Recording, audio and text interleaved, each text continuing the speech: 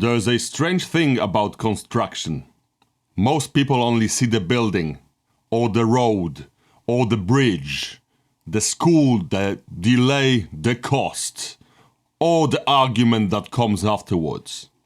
And that makes sense, because that's the part you can actually point at.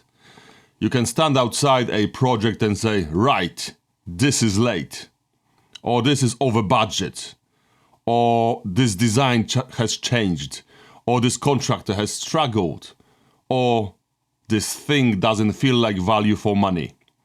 That's the visible bit. But the visible bit is rarely the whole story. And I think this is where a lot of the industry conversation becomes a little bit thin. Not wrong, just thin. Because we keep talking about the symptoms as though they appeared on the day someone noticed them. The delay appeared when the program slipped. The cost appeared when the number changed. The defect appeared when someone inspected it. The dispute appeared when the letters started to flow. But usually, by that point, the issue has already traveled quite a long way. You know, through the funding model, the procurement route, the risk allocation, the way the scope was written, the assumptions nobody wanted to reopen, through the capacity of the team, through the way decisions were being made, the way everyone was trying to protect their own bit of the project. And then, one day, it becomes visible, and everyone acts surprised. But it wasn't sudden, it just became visible. That's a very different thing. People make projects that bring profits, but profits decide which projects get built and what people become. This is Bytnar Talks. People, projects, profits. Hi, and welcome to Bytnar Talks. I'm Piotr Bytnar, founder of Bytnar Limited, a chartered structural engineering practice founded in 2017. And this episode is about something I've been calling the hidden machine. How the UK construction system actually works. Not how it says it works. Not how it is drawn in organizational charts. Not how it is described in procurement documents, but how it behaves. Because construction, at least from the outside, looks like an industry of projects. One project's here, another project's there. You know, a road scheme, school extension, hospital upgrade, maybe a block of flats, maybe a rail job, or a warehouse, sometimes bridge repair. All separate, different clients, different teams, different contracts, different problems. But after a while, when you spend enough time around projects, you start to notice the same behaviors showing up again and again. Different names, different rooms, different drawings on the table, different logos, but the same pattern. Everyone is busy, everyone's technically responsible for something. Everyone has a scope. Everyone has a process. Everyone has emails to prove what they said. And still, somehow, the whole thing can feel less owned than it looks on paper. That's the part that interests me especially, because that doesn't usually happen because people don't care. Most people in construction care a lot more than the public ever sees. It happens because the system around the people starts shaping what is possible. And that is what I want to open up in this episode. Not as a complaint, not as a rant, more as a way of looking. Because if you can see the machine, the behavior starts to make more sense. And once behavior makes more sense, you can stop blaming the wrong things. A useful way to think about this is to perhaps imagine an old clock tower. From the town square, everyone sees the clock face, right? The hands, the numbers, the bell. If the clock is wrong, people argue about what they can see. The hand is too slow, the bell rang late, the face needs repair. Someone should have maintained it, right? And all of that might be true. But if you open the back of the clock, there is a different reality. Gears, weights, springs, friction, parts pulling on one another, some moving quickly, some barely moving, some worn down, some carrying more load than they were designed for. That is closer to construction than we like to admit. Because what people discuss publicly is usually the clock face. Delays, cost effects, procurement problems, skill shortages, governance issues, contracts. But behind that sits the machinery. And the machinery is finance, risk transfer, capability, long-term payments, public tolerance, and real resources. The system is not controlled from one place, you see. No one person is sat at the top moving all the levers, are they? It's messier than that. It's made up of people and organizations behaving rationally from where they stand.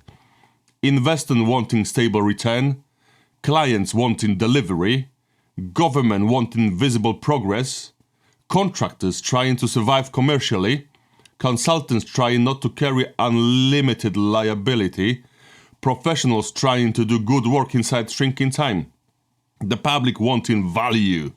And none of that is unreasonable. That is the important bit to understand.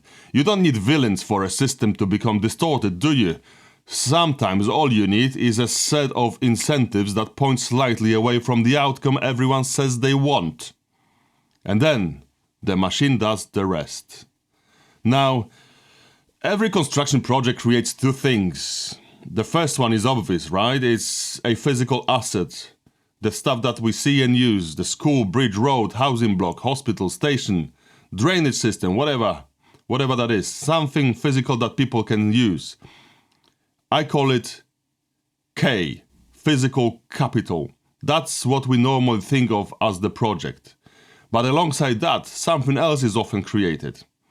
A claim on future payments, a rent, a service charge, an availability payment, an index lease, a maintenance contract, a regulated return, a long-term income stream.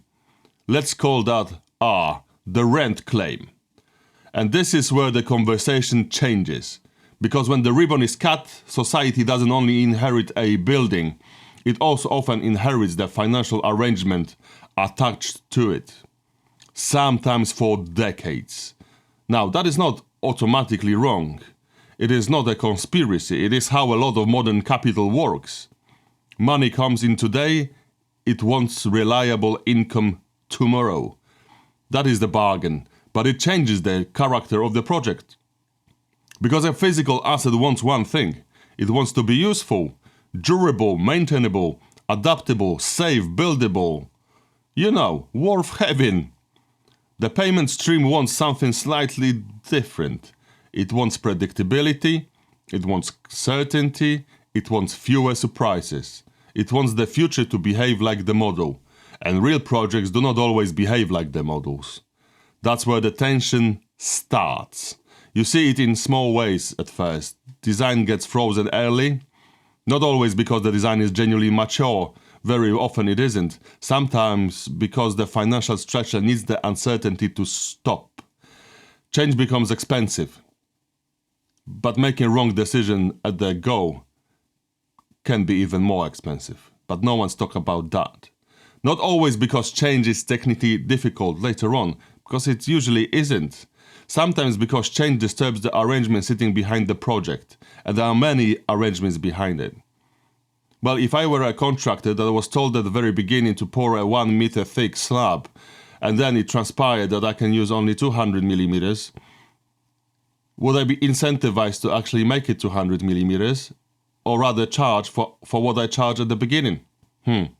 That's a sort of question like to pondering on, isn't it? But if we set the design, if we freeze the design at the very beginning to somehow stop the risk of getting into our project, well, I don't think that's a wise thing to do, is it? But that's the structure that we're dealing with here. Risk gets transferred really often, not because it has disappeared. As you see, it didn't. It never does. Because the system needs to show where it has landed. And it usually lands at the very bottom of the pyramid.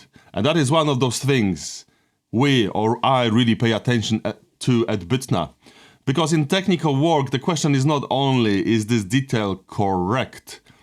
That matters obviously, but there is another question, I think more important question to ask. What environment is this detail being produced inside? Is there enough time to think properly? Is the design being coordinated because people understand it, or because the process says it has been coordinated? Are technical decisions being made at the right moment, or are they being forced early because the system wants everything locked down early?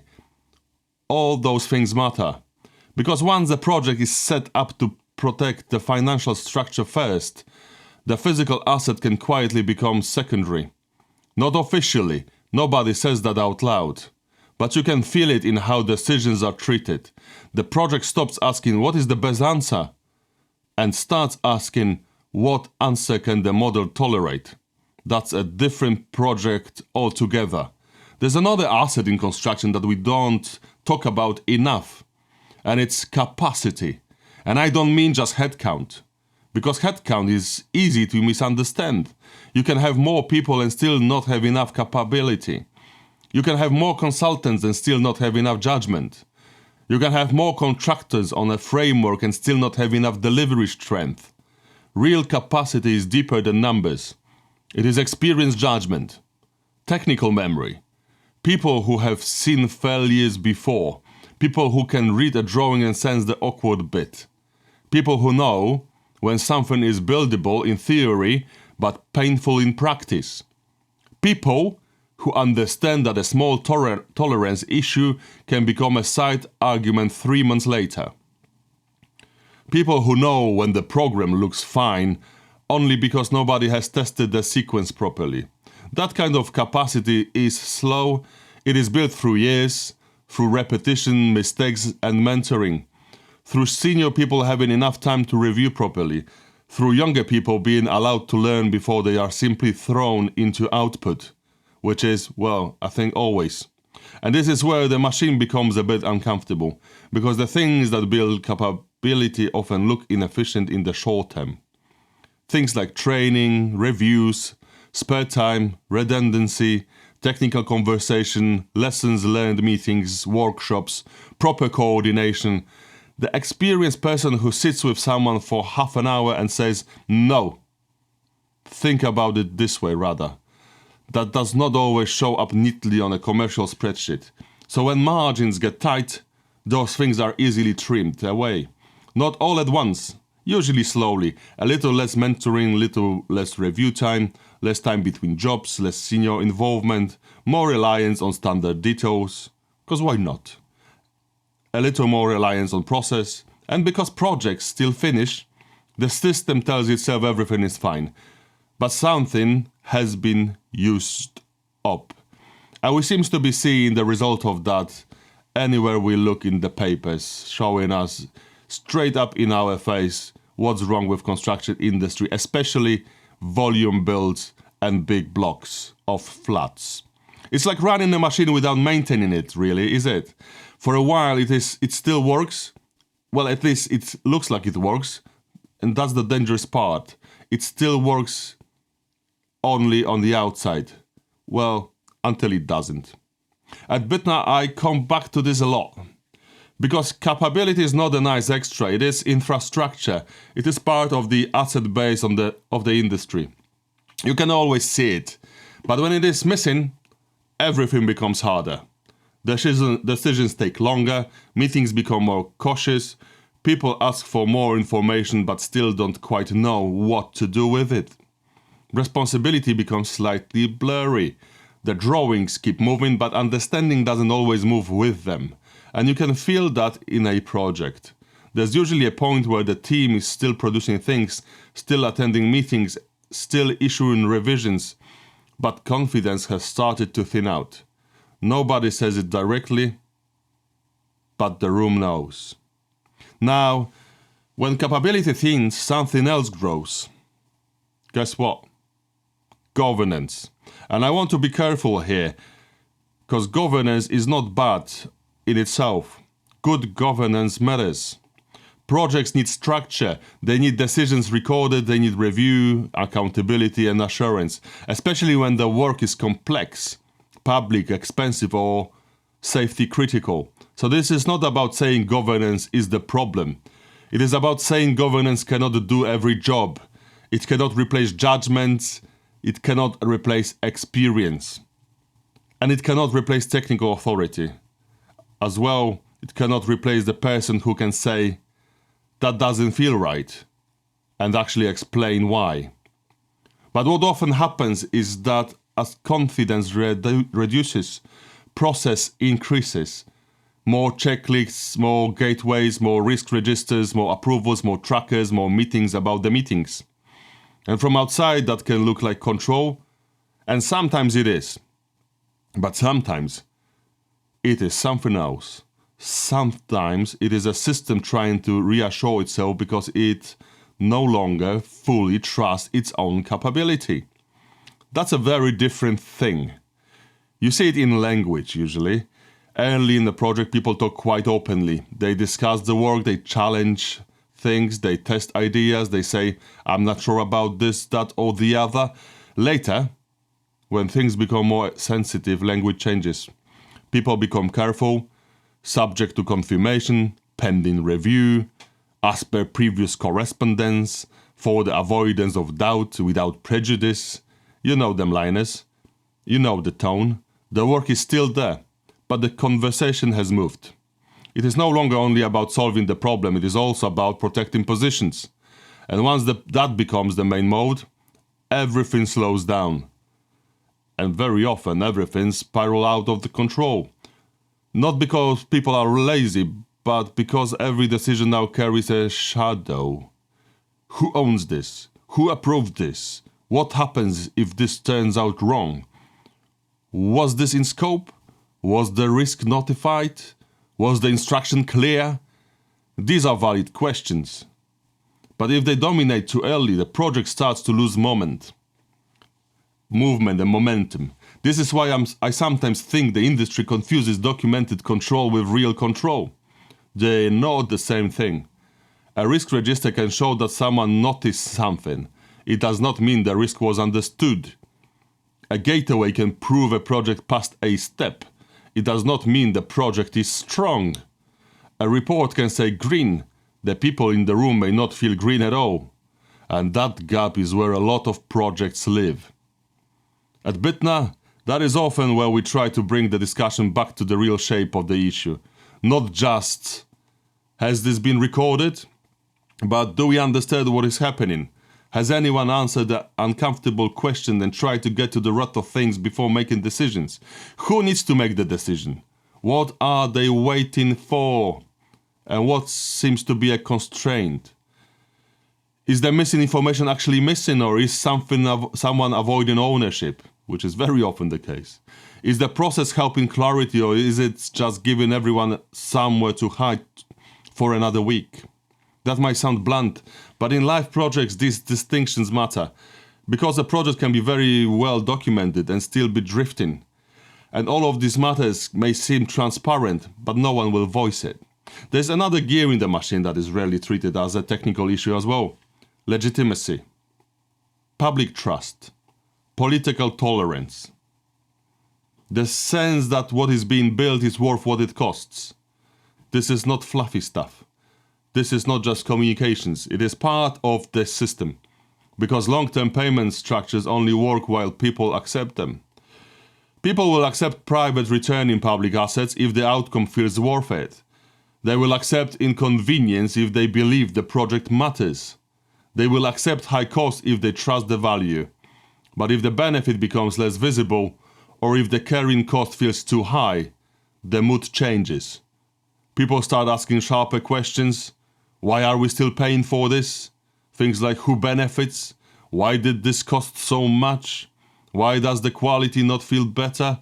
Why is delivery always difficult? Why is there so much process and still so little confidence?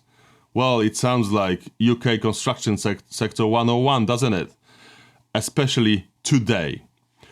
And once those questions enter the public space, you see, the project is no longer just a project, is it? it becomes a symbol of waste, or broken procurement, or private gain, or simply public weakness, or industry failure altogether. And people inside the project often find that frustrating because they know the truth is more complicated. They know there were changes, they know the market shifted, that the design had constraints, that the supply chain was stretched, that the approvals were difficult. They know the easy public story is not the full story. But legitimacy does not run on the full technical file, does it? It runs on perceived value. And once perceived value falls, the whole system becomes more nervous. Clients want more assurance, funders want more protection, politicians want more certainty, contractors price more carefully, consultants become more guarded, more things need proving, more time goes into showing control. And again, the machine gets heavier. This matters because construction is not only technical, it is social. A school is not just a school, is it? A hospital is not just a hospital as of building. A bridge is not just a bridge. These things sit in public life. They carry expectations. They carry trust. They carry frustration when the system feels like it is taking more than it gives back. And that is why value cannot only be measured at the point of procurement. The cheapest number tender is not the same as value. A financeable project is not automatically a good project. A completed asset is not automatically proof of a healthy system. You have to look at the whole life of it. What it costs to build, what it costs to carry, what it costs to maintain, what it does to the supply chain, what capability it consumes, what confidence it creates or destroys. That is much closer to the real question. And that leads me to the other thing we need to be honest about. Money is not always the real constraint, is it? Especially in a fiat-based monetary system. It sounds like it is for the common folk, but the public debate often starts with, can we afford it? And of course money matters. Budget matters, borrowing matters, funding matters, private finance matters, public finance matters. But construction is physical. That sounds obvious, doesn't it? But we forget it. You can create a financial commitment quickly. You can announce a project, create a pipeline, write a strategy, attract investment. You can set up a long-term payment arrangement. But you cannot instantly create experienced engineers. You cannot instantly create site managers or create supervisors who know what to watch.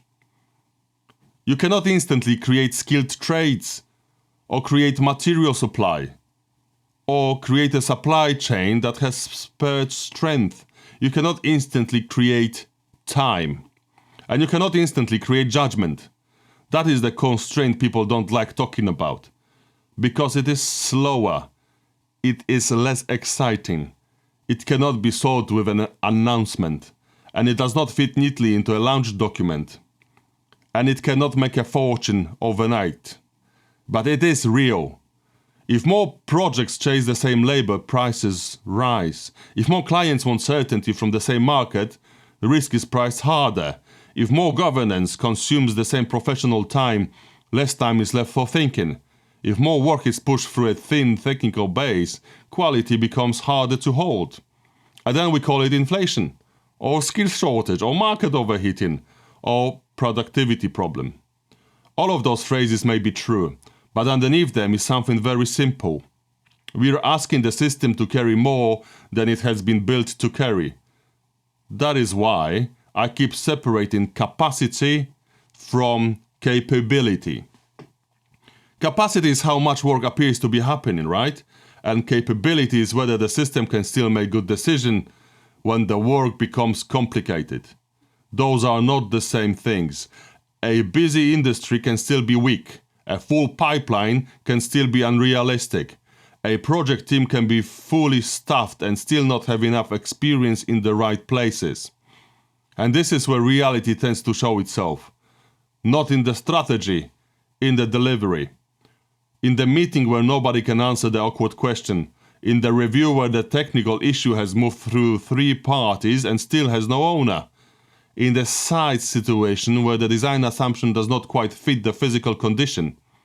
In the moment where everyone realizes the program was built on optimism. That is where the truth comes out. Not because anyone wanted failure, because real resources have the final say. So if we put the machine together, it looks something like this. Capital enters the system. Capital wants reliable return. That creates long-term payment claims. Those payment claims need protecting, so governance grows. As margins get tighter, the slow things that build capability are often reduced. Mentoring, review, time, technical depth, all out of the window.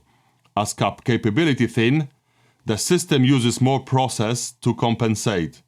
As cost rises and value becomes harder to see, public trust starts to reduce. As trust reduces, the whole system becomes more cautious. And underneath all of it, the real resources, people, materials, time, energy, supply chain strength, are not infinite. They are the ground the machine sits on. That is the hidden structure. And the important point is that nobody needs to design this badly for it to end up badly. Everyone can be making reasonable decisions. The investor wants stable income. Reasonable. The government wants projects delivered. Reasonable. The client wants risk controlled. Reasonable. The contractor wants to protect margin. Reasonable. The consultant wants to avoid carrying liability for things outside their control. Guess what? Sounds like a reasonable thing to do. The public wants value? Reasonable. The problem is that reasonable decisions in separate places do not automatically create a coherent whole. This is one of the quiet truths of construction. Fragmentation doesn't always come from incompetence. Sometimes it comes from everyone doing exactly what the system encourages them to do. Protect your package, protect your risk, protect your position, protect your return, your scope, your evidence. And if nobody is protecting the whole starts to weaken. That's why projects can feel oddly ownerless, even with contracts, even with responsibilities attached, even with meetings, even with reporting. There is responsibility everywhere, but not always enough ownership of the outcome. The difference matters. Responsibility can be allocated, ownership has to be held, and holding it is difficult when the system rewards people for protecting only their part. This is something we see again and again. The project is full of competent people, but competence is trapped inside separate boxes. Well, from wherever you see, there's always a little naughty word coming through, which is called silosing. When people in the organization work in silos, the organization does go nowhere. Same with construction. And let's be clear, in construction, those silos are the whole organizations. You see, one box is commercial, one silo is technical, another one is legal, the other one is procurement, one other one is operations, or finance, or governance. And each silo makes sense from the inside. But the project happens between the silos, between the boxes, between the organizations, or the divisions. That is where coordination lives, and that is usually where things get messy. For clients, this means something quite practical. Getting a project funded is not the same as setting it up well. A financeable project is not automatically deliverable in a healthy way. The harder questions need to come earlier. What behavior will this procurement route encourage? Where is uncertainty being pushed? Who will actually coordinate difficult interfaces? Is the scope clear because it has been understood, or clear because the document looks complete? Does the market have enough capability to carry what we are asking for? what happens when something changes. Because something will change. It always does. If the system has no room to adapt, change becomes expensive later. And not just financially expensive, relationally expensive, trust expensive, time expensive, decision expensive. For contractors, the lesson is different but connected. Risk transfer does not remove risk, it moves it. And eventually someone has to deal with the physical reality. Ground conditions, weather, labor, access, temporary works, design information, late changes, supply chain gaps, sequencing, interfaces. The tender may have accepted the risk, the contract may have allocated the risk, but the site still has to absorb it. And if too much unresolved uncertainty lands there, the contractor will behave accordingly. More commercial, more cautious, more guarded, less willing to carry goodwill. That is not a moral failure, it is a survival response. For consultants and professionals, the issue is also uncomfortable. Technical authority has been stretched. There is more liability, more information, more process, more interfaces, more expectation, but not always more time. And when professional judgment is treated as an output commodity, it becomes weaker. Not because people stop caring, because judgment needs conditions. It needs time, it needs context, it needs conversation, it needs review. It needs the ability to say, this is not mature enough yet. If the system does not protect those conditions, it should not be surprised when quality becomes harder to hold. At Bytnar, this is where a lot of our thinking sits, not only in producing design, but in protecting coherence, making sure the technical work has enough connection to the real delivery environment, making sure the right questions are being asked early enough, making sure people are not mistaking information for understanding. Because drawings, reports, calculations, they do matter, but they are not the whole thing. The real work is whether the project can use them properly. This is why I'm cautious when people talk about reform as though one tool will fix everything. A better contract, a better procurement route, a better digital platform, a better dashboard, a better reporting system, a better framework. All of those things can help, but they are more like a tools, a trinkets that's trying to deal with reality. But none of them automatically change the whole machine, the system. If the incentives remain the same, the behavior often returns. And often they are being magnified by the technology we used. Technology can show you more information, it does not guarantee understanding. A contract can allocate risk, it does not guarantee the risk can be managed. A framework can appoint capable firms, it does not guarantee the project has enough capability at the moment it is needed. A report can show trends, it does not guarantee anyone has the authority to act on them. That is why systems are difficult. They do not change because we rename the process. They change when the incentives, authority, capability and information start lining up differently. And that is slower work, less fashionable, less easy to sell as transformation, but much more real.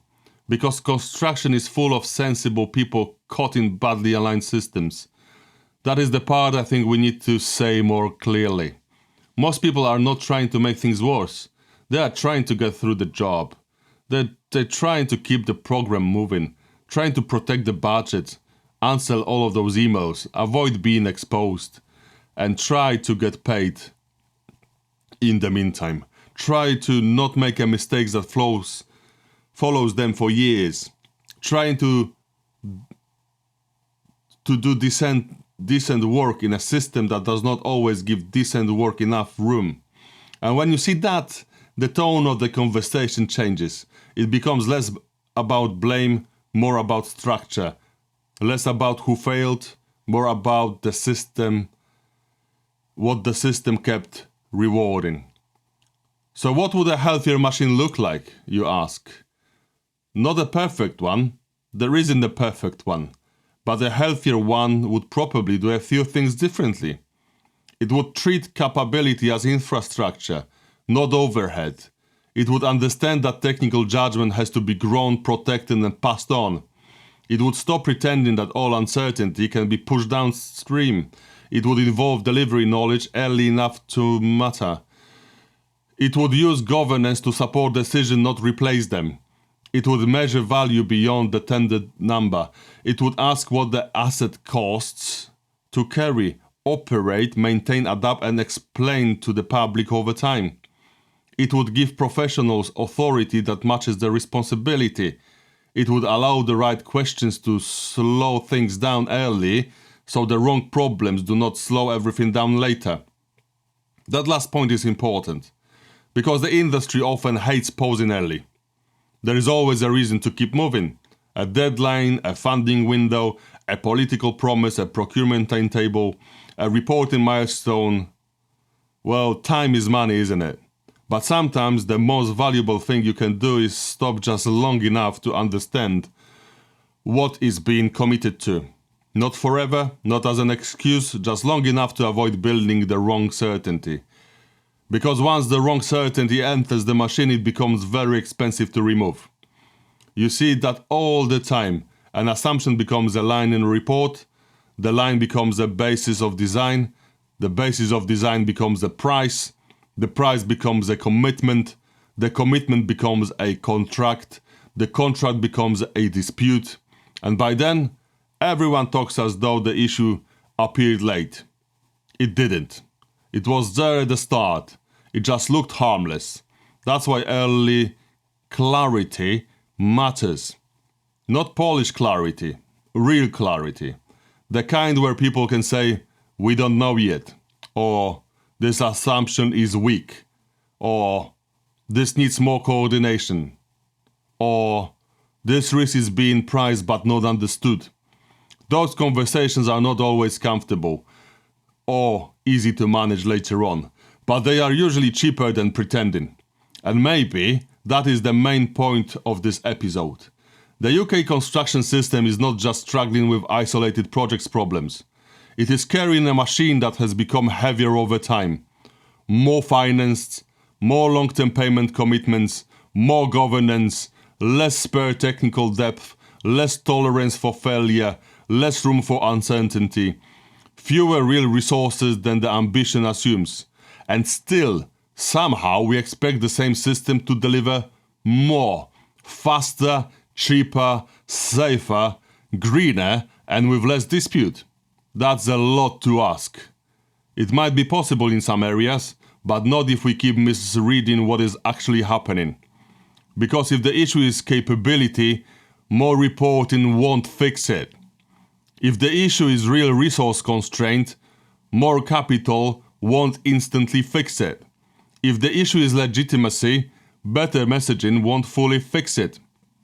If the issue is risk being displaced rather than resolved, a tighter contract won't fix it. If the issue is fragmented ownership, more meetings won't automatically fix it. You have to deal with the gear that is actually turning. That is the point of seeing the machine, not because seeing it solves everything. It doesn't. But it stops you solving the wrong problem, and that is a better place to start. At Bytnar, that is really where our work sits, helping organizations see what is actually going on around complex projects. Not just technically, organizationally, commercially, operationally, where the risk is really sitting, where the capability is thin, where the coordination is not holding, where the process is given comfort but not clarity, where decisions are being delayed because nobody quite owns the uncertainty, and where the project needs better judgment, not just more output. That is not a glamorous message, but it is useful, and I think useful matters more. The hidden machine is already there. You can hear it in the language people use when things become difficult. You can see it in the way scopes are written. You can see it in how early assumptions become almost impossible to revisit. You can see it how governance expands when confidence reduces. You can see it in how contractors price work. You can see it in how consultants protect their position. You can see it in how public patience changes when value is not obvious. You can see it how experienced people become stretched thinner and thinner. And once you notice it, you start to read projects differently. A delay is not just a delay. A cost increase is not just a cost increase. A dispute is not just a dispute. A governance layer is not just a governance layer, is it? A design freeze is not just a design freeze. They are signals. Signals from the machine. Something is being protected, something is being squeezed, something is missing. Something has been pushed too far downstream. Something has become too expensive to admit. And if we want better outcomes, we need to get better at reading those signals early, because by the time the problem reaches site, it often has a long history. And by the time everyone agrees it is a problem, the cheaper choices are usually gone. So maybe the question is not simply, why does construction keep struggling? Maybe the better question is, what has the system been building to reward? Because what gets rewarded gets repeated. If we reward short-term certainty, we get brittle commitments. If we reward risk transfer, we get displaced risk. If we reward lowest visible cost, we lose hidden capability.